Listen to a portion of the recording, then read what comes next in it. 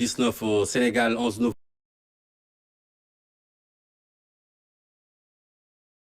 traitements avec le ministre de la Santé, Abdoulaye Diouf Sarr. Ce mardi 7 avril 2020, le ministère de la Santé et de l'Action sociale a reçu les examens virologiques suivants. Sur 110 tests réalisés, 11 sont revenus positifs. Il s'agit de 9 cas contacts suivis par nos services, de 2 cas issus de la transmission communautaire. Par ailleurs, 13 patients hospitalisés ont été contrôlés négatifs et donc déclarés guéris. Ils sortiront d'hospitalisation tout à l'heure. L'état de santé des patients hospitalisés est stable.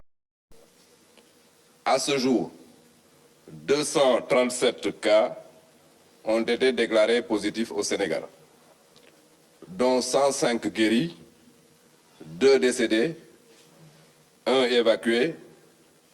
Par conséquent, nous avons dans nos hôpitaux 129 patients sous traitement.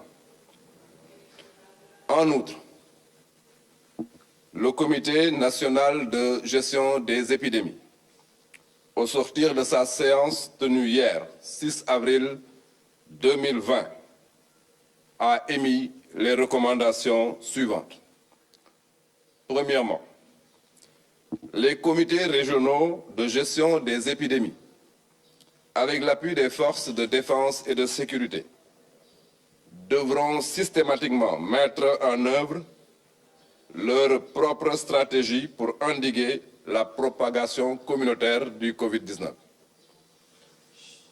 Deuxièmement, au regard du fort risque de contagion lié à la manipulation des dépouilles, aucun transfert de corps provenant de pays infectés ne devra être permis.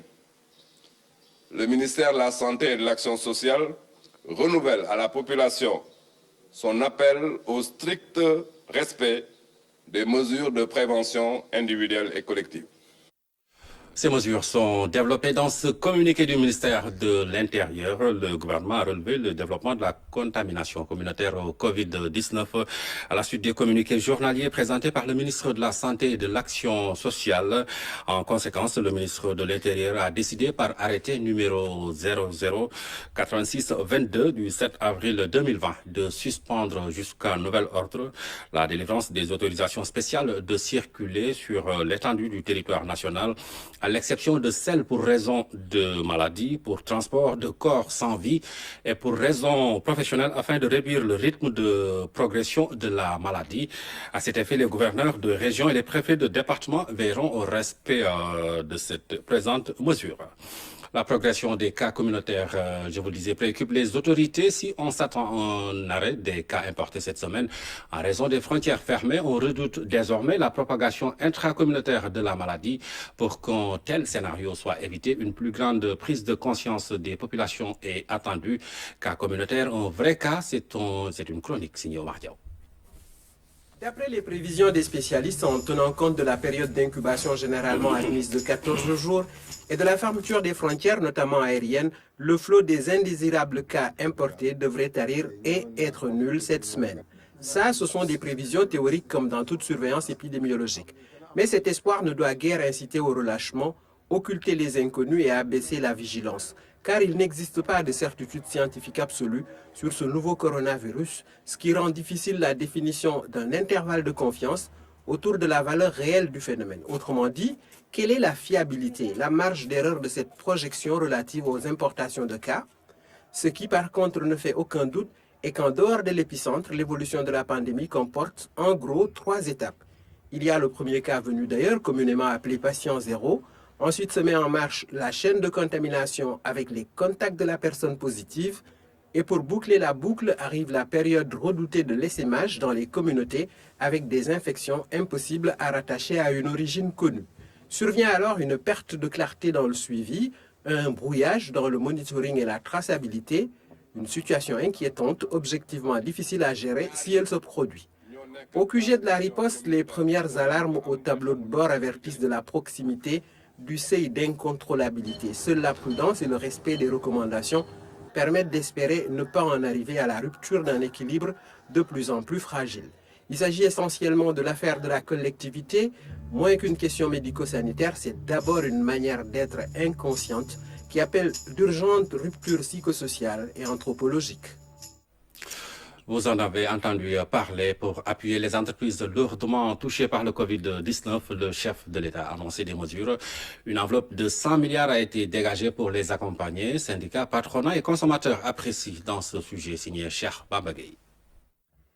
Le tourisme au Sénégal, c'est la deuxième source de devises, 6% du PIB et près de 100 000 emplois. Un secteur qui était en pleine croissance, mais rattrapé par les effets du Covid-19. Mais le secteur est supporté par l'hôtellerie, indissociable au tourisme. Actuellement, ce sont près de 56 000 personnes en chômage technique. Mais pour sa résilience, 100 milliards de francs CFA sont mobilisés par le chef de l'État et l'hôtellerie en fait partie. Le patronat salue cette enveloppe prioritaire.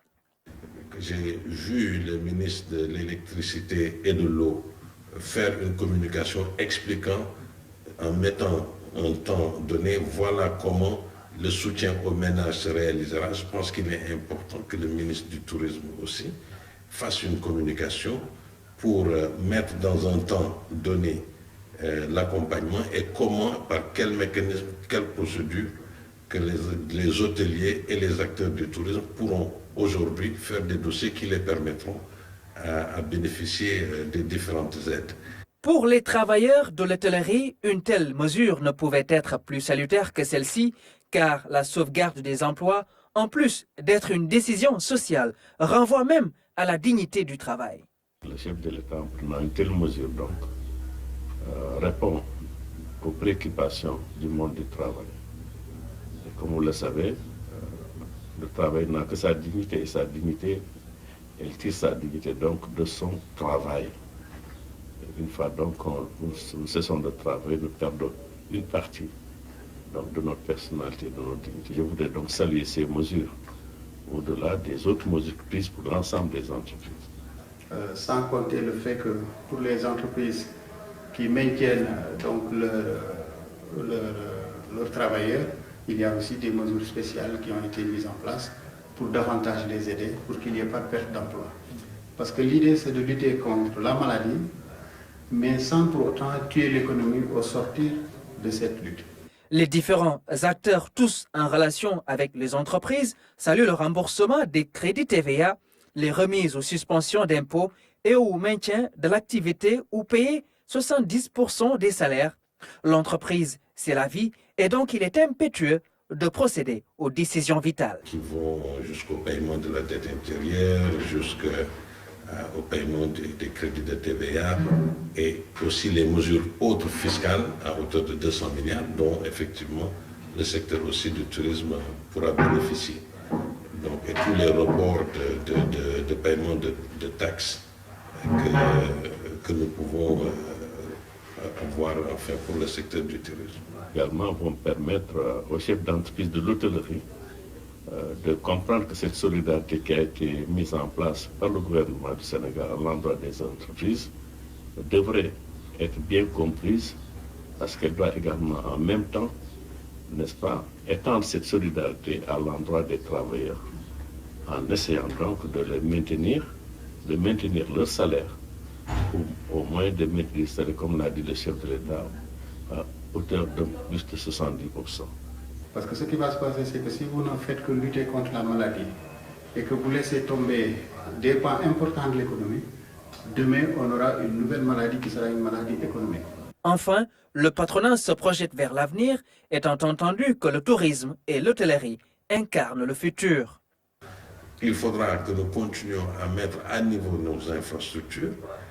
Il faudra à niveau que nous fassions tout ce que nous devons faire par ailleurs, continuer à maintenir notre ville et notre pays propre, continuer à rendre notre pays attractif pour que, sortis de cette crise, que nous ayons profité de cette période difficile pour nous mettre à niveau sur certains autres aspects. Ils sont Tous, donc, unanimes à saluer les mesures prises par le chef de l'État pour accompagner le secteur du tourisme et de l'hôtellerie, pourvoyeur de croissance pour un Sénégal émergent avec une destination Sénégal au plus haut niveau. Le Covid-19 touche tous les secteurs d'activité. Le monde agricole est loin d'être épargné. De quoi inquiéter le Conseil national de concertation des ruraux. Le CNCR reste à l'écoute de l'assistance alimentaire annoncée. Lamine Touré. Ils sont porteurs d'entreprises et d'initiatives agricoles. Les paysans sont au cœur du processus d'émergence du pays.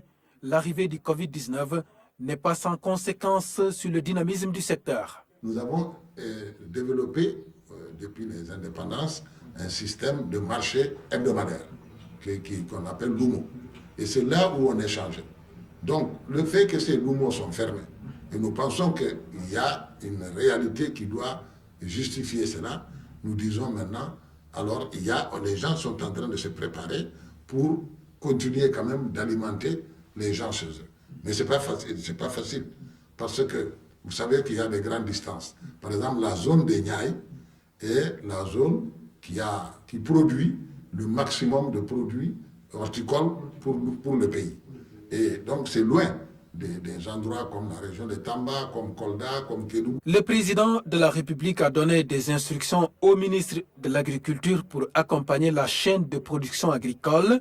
Les paysans veulent à ce sujet que l'État privilégie les produits locaux en cas d'assistance alimentaire. Si on doit venir en aide aux populations pour l'alimentation, n'oublions pas qu'il y a des habitudes alimentaires. Il faut mettre le maximum de produits agricoles du Sénégal et de la sous-région en qualité et en quantité. Parce que c'est ça qui permet aux gens de continuer de produire. Alors, ça c'est important. Et également de faire en sorte qu'il y ait des plateformes multi-acteurs pour pouvoir suivre ça. Que tout le monde sache quoi, où, pourquoi, comment, avec qui et les résultats escomptés. Le Covid-19 ne peut pas être considéré comme une excuse pour retarder l'activité paysanne. Les acteurs à la base comptent s'engager au plus vite, une manière aussi de combattre le coronavirus. Là où nous pensons maintenant qu'il est temps, c'est de lancer la campagne agricole. Nous pensons que le 15 avril doit être la date limite pour qu'on se mette tous au travail. Parce que tous ceux qui peuvent travailler là où ils sont, sans se déplacer, il faut quand même qu'on s'occupe de ça. Parce qu'il n'y a rien de pire que les gens assis, en train, tous inquiets et ne savant pas quoi faire. Pour les producteurs qui habitent loin de leur ferme, le président d'honneur du CNCR appelle un accompagnement de la tutelle dans le cadre de la mobilité de ces paysans. Sur le terrain de la lutte contre le Covid-19, les mesures sanitaires et sécuritaires sont renforcées à Keur Aïb, à la frontière avec la Gambie. Un constat fait par la directrice générale de la santé en visite de supervision du dispositif. Claire Diop. Le rituel est impératif même quand on est la directrice générale de la santé. Le lavage des mains à l'eau et au savon, un geste simple mais plein de sens, notamment dans ce contexte de coronavirus et dans ce lieu. Nous sommes à Keur Aïb, à la frontière entre le Sénégal et la Gambie. Ici, depuis l'apparition de la maladie, les règles ont changé. Les structures de santé, mais surtout de sécurité, ont été renforcées. Nous sommes à cheval entre le Sénégal et la Gambie, et deux pays très liés. Et donc, le mal de l'un, c'est le mal de l'autre. Et le Covid-19 étant ce qu'il est, une maladie avec une propagation très rapide, très contagieuse. Donc, il fallait prendre des mesures. Nous avons pris nos devants et un dispositif de surveillance et de riposte a été très tôt mis en place. Cette mission de supervision de la directrice générale de la santé à Keur Aïb s'explique. Nous sommes venus aujourd'hui au niveau du commissariat spécial de Keur Aïb qui constitue une porte d'entrée. Vous savez que cette porte d'entrée aujourd'hui fait partie des piliers importants de la lutte contre toute épidémie, pour ne pas dire toute urgence de santé publique de portée internationale. Donc au Sénégal, il y a plusieurs portes d'entrée, mais nous avons identifié des portes d'entrée spécifiques. Portes d'entrée spécifiques car ici le trafic est dense avec plus de 3000 mouvements enregistrés au quotidien. Depuis l'entrée en vigueur des nouvelles mesures, presque plus de mouvements.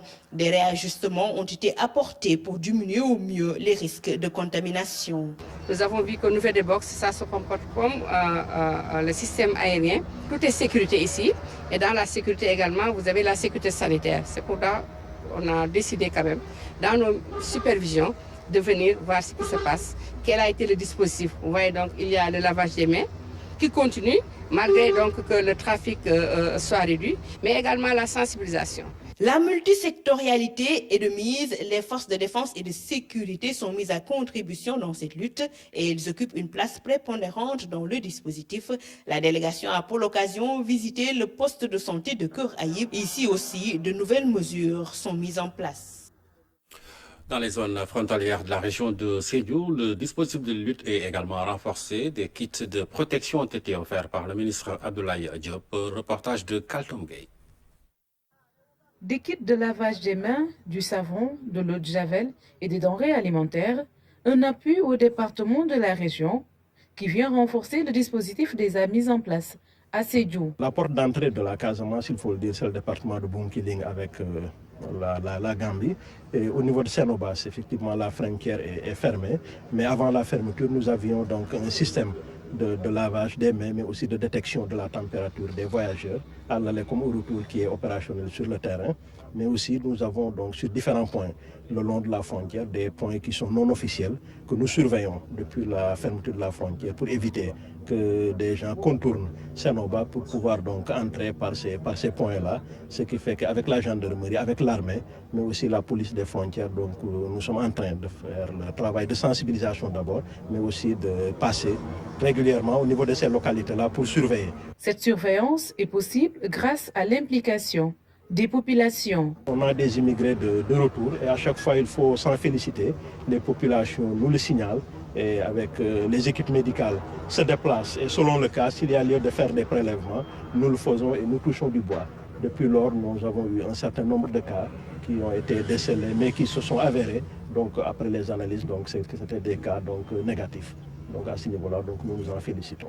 Réduire les déplacements entre les localités est une solution dans la lutte, mais pour le ministre, les facilités doivent être utilisées au minimum. On doit faire attention parce que si aujourd'hui on n'a pas les risques énormes au niveau de la région, les risques nous viendront de l'extérieur, c'est-à-dire que les risques nous viendront des cas importés. Et pour cela, il faut être de mise, ou bien les gens qui vont se déplacer, les mêmes enfants du Bounkiling qui vont se déplacer dans d'autres régions, dans d'autres localités. Et c'est là où il faut être aussi regardant dans l'octroi des facilités. Je pense qu'il faut réduire ces facilités-là parce que ça aussi, c'est des zones à risque. À Bona, une zone frontalière avec la Gambie, aucune activité n'est notée. L'effectivité de la fermeture est constatée sur place. Pour Abdoulaye Diop, la surveillance doit être permanente pour la protection de tous. Après celle de Ziguinchor, l'université de Dakar s'engage dans la lutte contre le Covid-19. 1000 litres de gel hydroalcoolique ont été remis au ministre de la Santé, François Seck. Ces solutions hydroalcooliques sont produites par les étudiants du département génie chimique et biologie appliquée de l'ESP, École supérieure polytechnique. Ce premier acte d'une série d'appuis de la communauté universitaire va se poursuivre. C'est une initiative de l'ESP sur proposition du ministre de l'Enseignement supérieur. Ils ont mis à notre disposition du gel hydroalcoolique dans un conditionnement, dans plusieurs types de conditionnement. Un conditionnement de 500 millilitres, de 5, 10, 20 litres, et avec aujourd'hui une capacité de production mise en place de 3000 litres par jour. J'en ai parlé avec mon collègue de la santé qui a pris la décision de renforcer ces équipes et que l'on puisse améliorer les capacités de production pour les porter à 6 000 voire 9 000 multipliés par 2 ou par 3. La fabrication de respirateurs et de distributeurs automatiques de gel est en cours. Des initiatives qui prouvent que l'université compte jouer pleinement son rôle de recherche, d'innovation et de service à la communauté. La recherche doit servir à l'action, la recherche doit servir au développement Et aujourd'hui, de tous les dons que nous avons reçus, celui-là est le plus illustratif de la bonne corrélation qu'il doit y avoir entre l'université et ce que nous faisons. Vous nous donnez là l'opportunité de dire que c'est possible et de mettre à l'échelle. Faire en sorte que, en relation avec l'ESP, nous puissions travailler à feu continu pour que, au niveau des postes de prestation de santé les plus reculés, qu'on puisse disposer de tout ce qui est gel hydroalcoolique. Et je suis persuadé que les Sénégalais et le Sénégal peuvent être fiers de ce que son université est en train de faire, parce que c'est une véritable recherche appliquée, mais appliquée dans un secteur qui en a réellement besoin. La collaboration entre ces deux entités devrait aboutir à la mise en place d'un observatoire multidisciplinaire pour capitaliser les expériences et suivre l'évolution du Covid-19. Je vous le disais dans les titres, les volontaires du service civique national sont montés au front dans la riposte contre le Covid-19. Avec des jeunes de Guédiawaye, ils ont opéré dans les secteurs des Parcelles Assainies.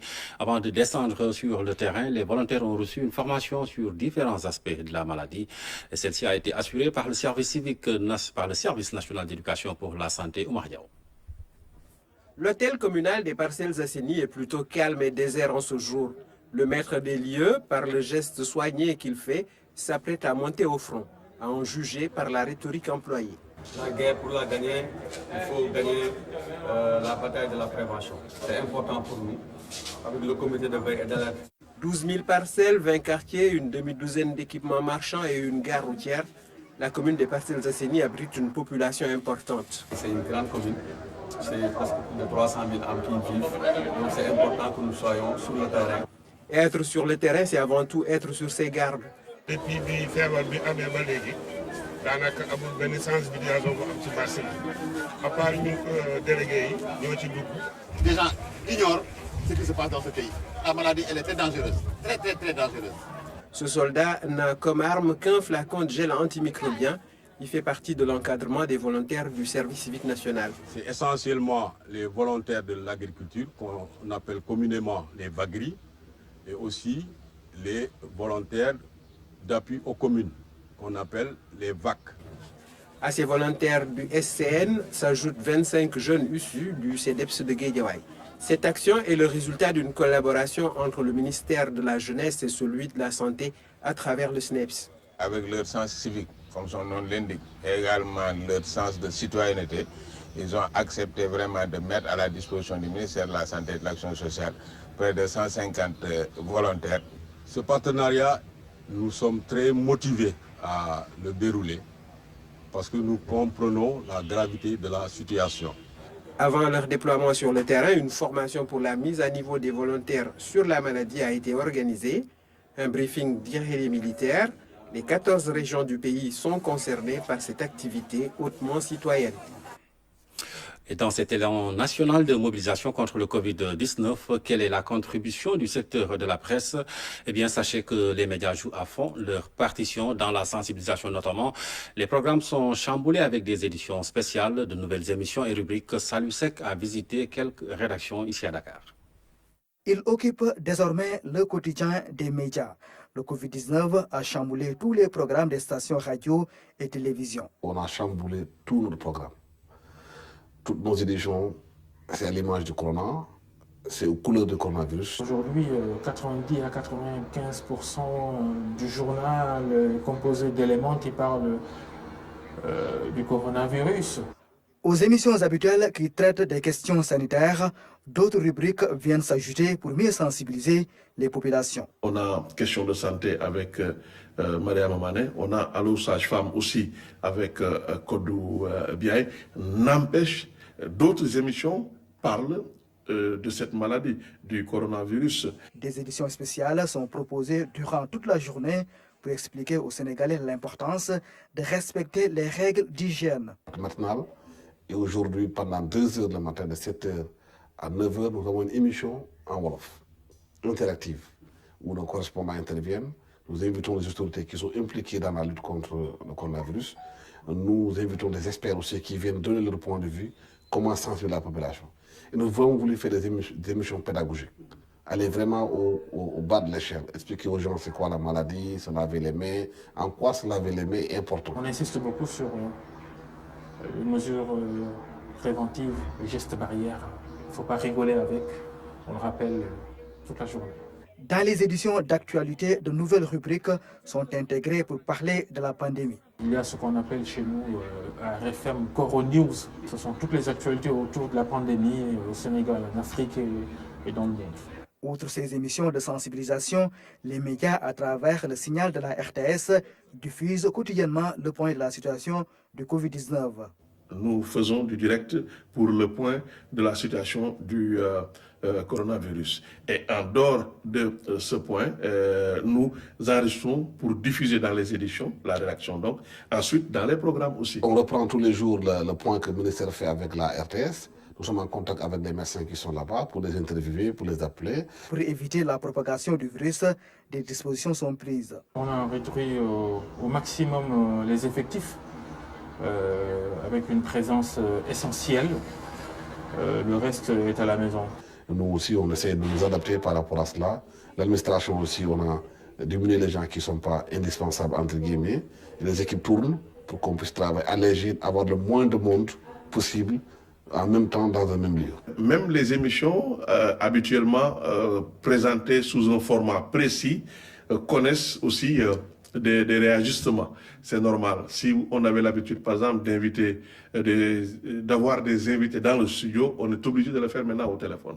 Ensuite, des émissions avec des rubriques qui étaient présentées par deux présentateurs, disons, plus des chroniqueurs. On est obligé maintenant d'enregistrer les chroniques et de les diffuser, de lancer les chroniques et de les diffuser. Les professionnels des médias jouent donc un rôle essentiel d'information et de sensibilisation au profit des populations.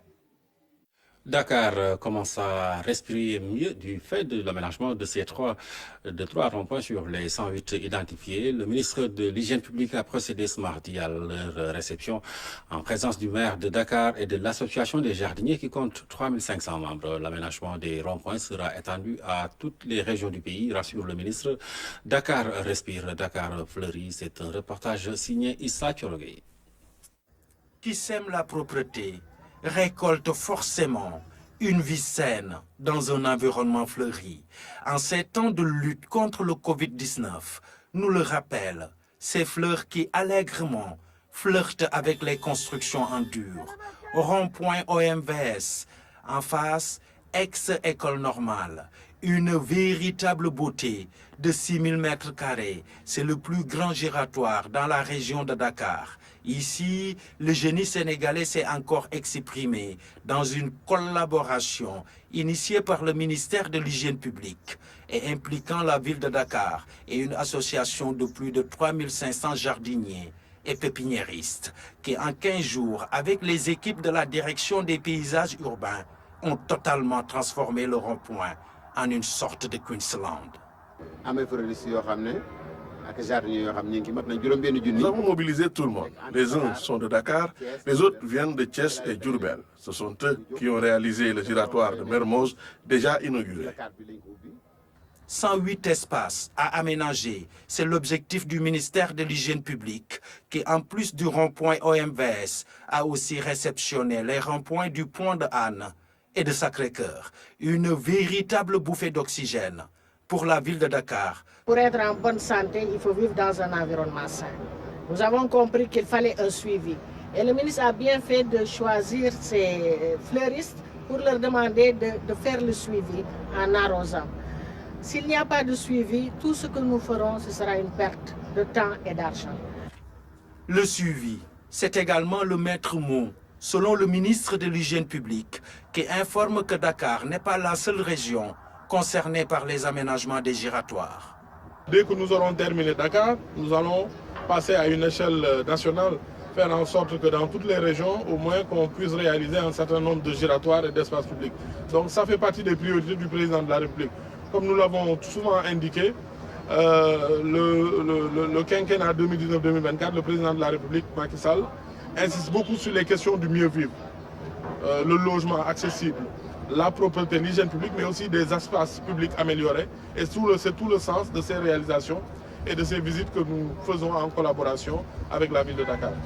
Des espaces aménagés partout dans le pays. Un véritable défi à relever dans les mois à venir.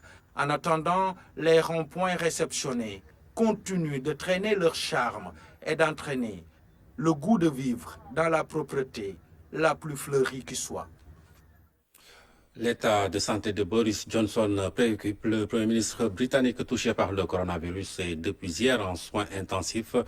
Le dernier bilan fait état donc d'un état stable, mais toujours en soins intensifs dans un hôpital de Londres. L'adjoint au chef du gouvernement, Dominic Raab, qui est également le ministre des Affaires étrangères, c'est lui donc qui assure l'intérim en attendant Dahaba.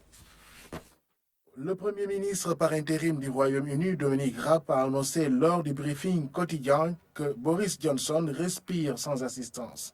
Un peu avant, le porte-parole du Downing Street avait communiqué sur l'état de santé du Premier ministre via Twitter. Le Premier ministre reçoit un traitement à l'oxygène standard et respire sans aucune autre assistance.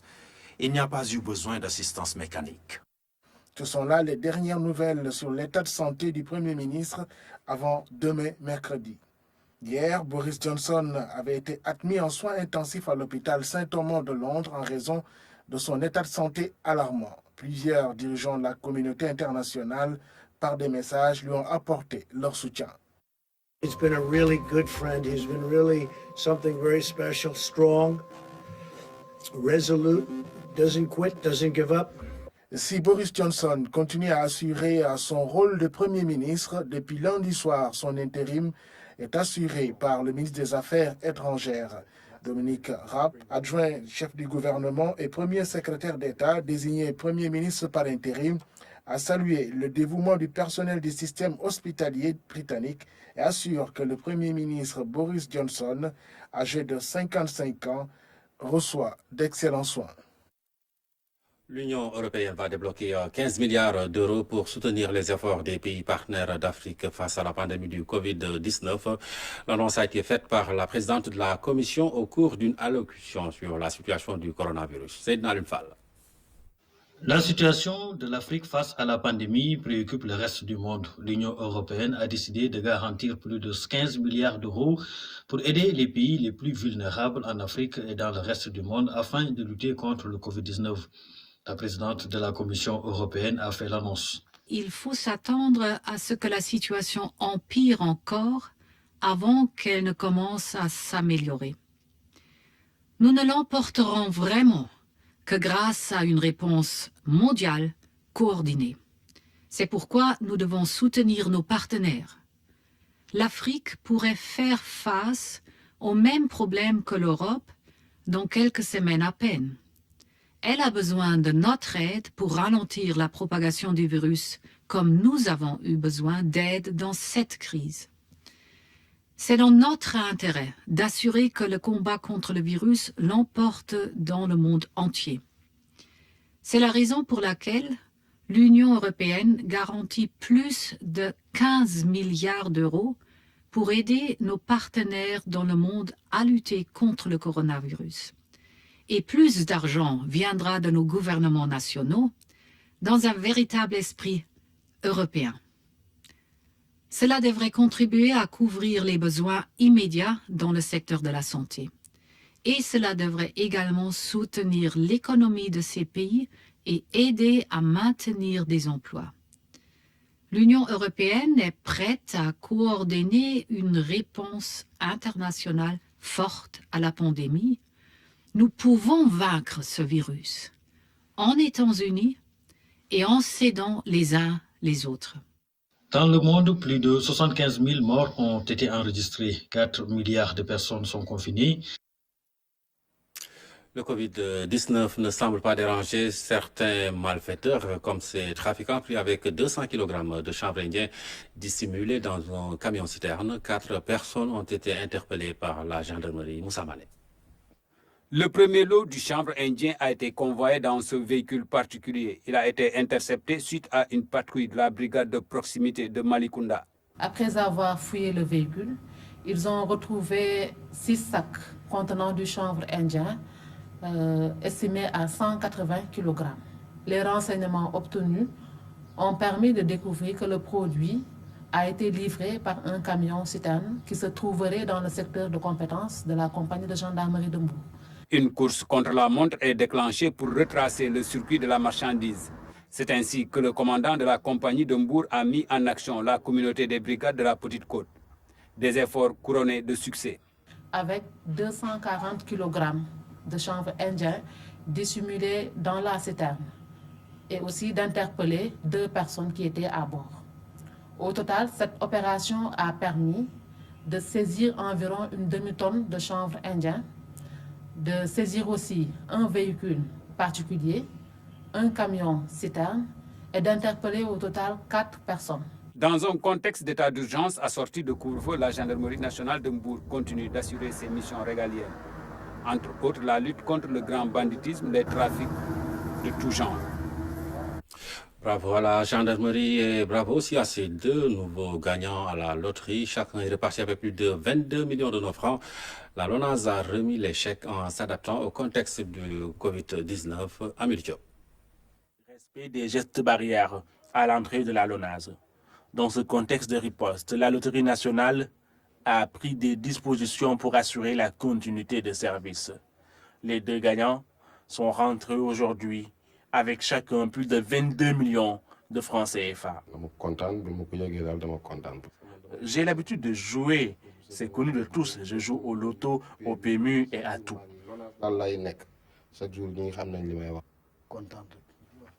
Je suis content et je demande à tous les parieurs de faire comme moi, c'est-à-dire continuer à jouer. Cette cérémonie de remise de chèques est particulière. La LONASE doit continuer de satisfaire les clients, penser à proposer de nouveaux services tout en s'impliquant dans la lutte contre le Covid-19. Nous intégrons à la limite cette préoccupation qui est d'ordre public, pas liée à la santé donc des populations, mais de nos acteurs internes et de nos acteurs aussi au plan externe, de la clientèle, donc à qui nous recommandons vraiment fortement le respect des mesures individuelles et collectives prises par les autorités donc, pour la lutte contre le Covid-19. 2 gagnants en plus aujourd'hui, donc c'est merveilleux, surtout en cette période de crise malheureusement. Et ça montre que Première Bet Sénégal et Editech et la LONASE respectent leurs engagements malgré la période de crise. On sait justement que la situation est difficile, le sport est à l'arrêt. Et pour le coup, on voit que le loto, il n'y a pas de mi-temps pour le loto continue. Les parieurs peuvent ainsi continuer de jouer. Même dans ces moments, les kiosques restent ouverts et les chèques seront toujours au rendez-vous pour les gagnants. Voilà qui met fin à cette édition. L'information revient à 23h avec Mariama Dramé. D'ici là, participez à la lutte contre le Covid-19 en restant chez vous. Merci de nous avoir suivis. Passez d'excellents moments en compagnie de nos programmes.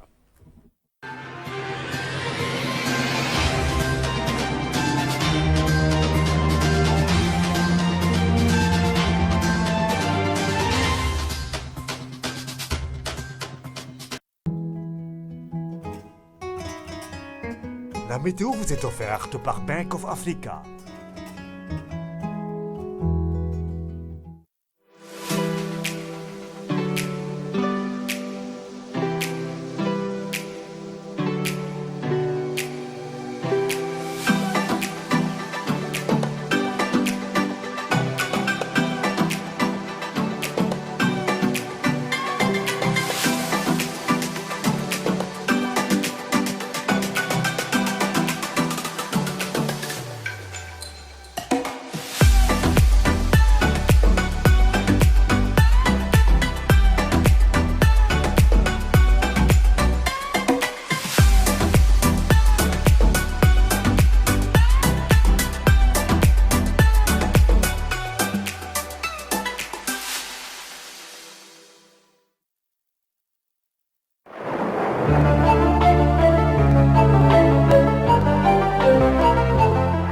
Mesdames, Messieurs, bonsoir. Ravi de vous retrouver sur la chaîne majeure pour partager avec vous les informations sur la météorologie. Les temps forts de l'actualité du jour restent marqués par un ciel clair, une fraîcheur nocturne et matinale sur le long du littoral, une forte chaleur d'une à l'intérieur du pays. Regardons la photo satellite du jour qui laisse entrevoir un ciel dégagé à l'ouest du Sahel, au nord, au niveau de la Mauritanie, jusqu'à une bonne partie du Sahel. Donc c'est un ciel dégagé avec absence de nuages. au niveau du golfe de Guinée, c'est quelques nuages pluvieux jeunes qu'on a commencé à observer dans ces localités au niveau de la Côte d'Ivoire, du Nigeria et de la Sierra Leone. Mais côté Sénégal, donc, c'est un ciel dégagé qui sera de mise. Ce qui fait que côté perception de la fraîcheur nocturne et matinale cette nuit, on aura à Mbour 19 degrés Celsius, 20 degrés à Dakar, la même température à Saint-Louis, idem pour Ziguinchor. Mais si on rentre à l'intérieur des terres, c'est des températures qui évoluent entre 25 et 27 degrés. Le pic des températures nocturnes sera observé à